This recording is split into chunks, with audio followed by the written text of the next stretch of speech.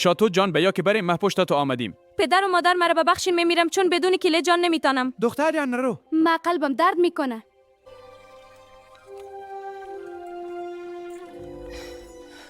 هر کس از پشت ما بیای آخرین روز زندگیش خواهد بود.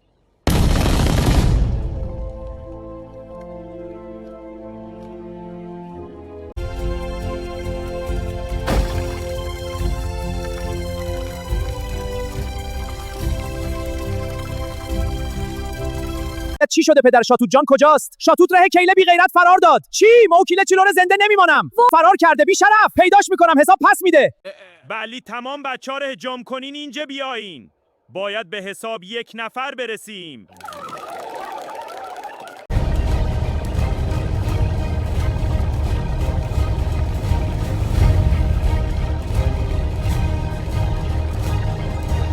این او کیله بی غیرت رو برایم پیدا کنین و اینجا بیارین.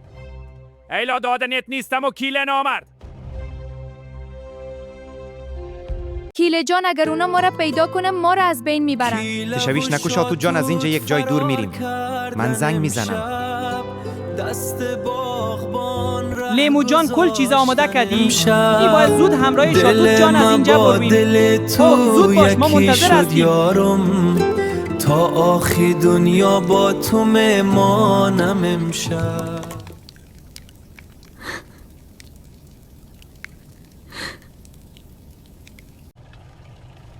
بله کیله جان کجا هستین؟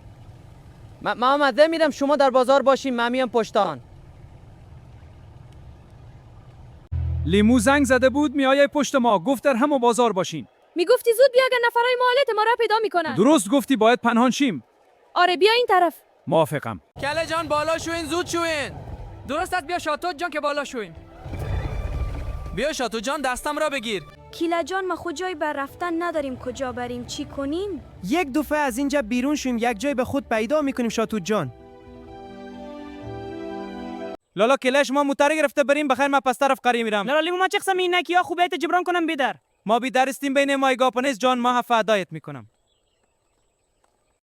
خدا حافظ ای یار خوبم، خدا حافظ ای همدم روزگارم. اگر راه ما از هم جدا شد، خدا حافظ دوست عزیزم، به خیر برین انشالله که به مرادم برسیم. همراهت یارم.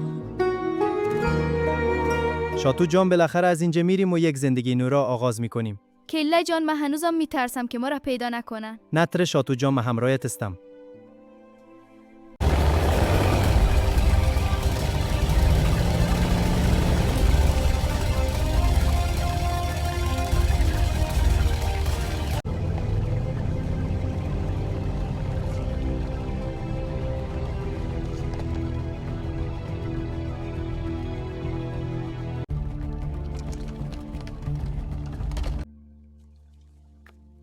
بلی ما آلتخان دستگیرشان کردیم، میخواستن فرار کنن. نامردی نکنیم با اینکه شاتوت جان برام پیشتان میباشم. نیمه بدون تو هیچ جای نمیرم کله جان. آرام باشین کفترکای عاشق، هیچ جای رفته نمیتونین. کی است؟ چی گپ شده؟ چی گپ شده؟ کی است؟ دستایتان بالا اگنی غارتان میکنم. هله رویتان از طرف دیوار دور بتین. هله بخیزین که بریم کیله جان. بخی شاتوت جان که بریم. خوب گوش کنین ای سگای مالت، اگه دیگه نزدیک کیله و شاتوت شده بودیم پوستام میکنم. بلی مالته خان لیمو آمد، کیله و شاتوت ره با خود برد. لیمو جان چطور فهمیدی که ما را گرفتن؟ دل می آرام نگرفته، از پشتان آمدم بارده را فهمیدم که شما را گرفتن. لیمو خدا کمت نکنه زیاد به زحمت شدی کت ما. چطور تانستن از پیش شما احمقا فرار کنن؟ 2 نفره نگاه کده نتانستین؟ لیمو با سلاح غافلگیر ما کد سر ما حمله کرد، هر دوی شانه با خود برد. لیمو بزرگترین اشتباه زندگی خود میکنه و از دنیا آمدنش پشیمان میسازم. شما سابسکرایبر های چینل ما ای استوریز بگوین آیا ما میتونیم کیله و شاتوت را پیدا کنیم. تر بالا بخیلی نکنین، یک سابسکرایب چیست که نمیکنین ها؟